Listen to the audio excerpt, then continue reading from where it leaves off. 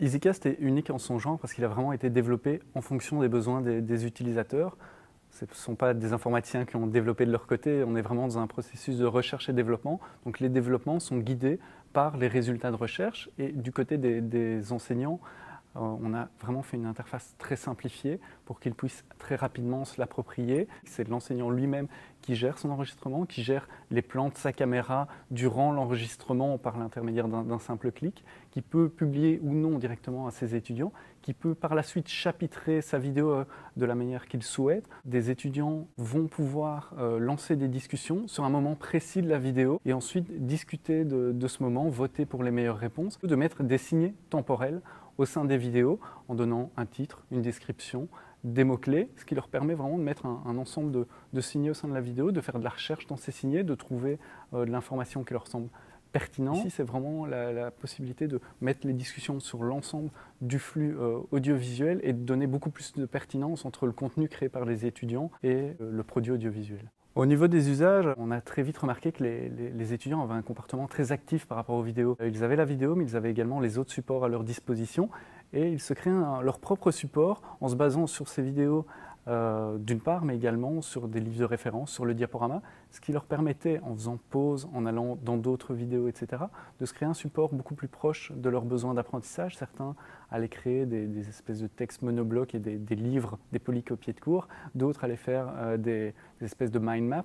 Donc il y avait vraiment des usages assez diversifiés, mais toujours très actifs du côté des étudiants. Et c'est ce qui finalement a amené les enseignants eux-mêmes à se lancer dans de l'enseignement plus actif, à changer leur comportement. Au départ, des enseignants commençaient à créer des capsules, des courtes séquences pédagogiques audiovisuelles pour offrir du contenu complémentaire aux étudiants, voire parfois remplacer leurs cours. EasyCast est unique en son genre parce qu'il a vraiment été développé en fonction des besoins des utilisateurs. On a vraiment fait une interface très simplifiée pour qu'ils puissent très rapidement se l'approprier. On est en train de finaliser le développement d'un module de discussion synchronisé avec le temps. Donc des étudiants vont pouvoir lancer des discussions sur un moment précis de la vidéo et ensuite discuter de ce moment, voter pour les meilleures réponses. Très facile à utiliser parce qu'il suffit de lancer l'enregistrement au début de cours, on l'arrête à la fin, on met son cours en ligne en cliquant et 2 heures après les étudiants l'ont. Ça permet aux étudiants qui n'ont pas bien compris la leçon de la revoir après, aux étudiants qui ne savent pas venir au cours parce qu'ils ont besoin de travailler, de revoir la leçon après. Et donc ainsi de ne pas perdre le fil des leçons suivantes. Et ça permet aussi aux étudiants qui assistent à la leçon de dédramatiser la prise de notes ou la compréhension en direct. Et donc éviter le découragement de l'étudiant, puisqu'ils savent qu'ils vont pouvoir après revisionner ça chez eux tranquillement.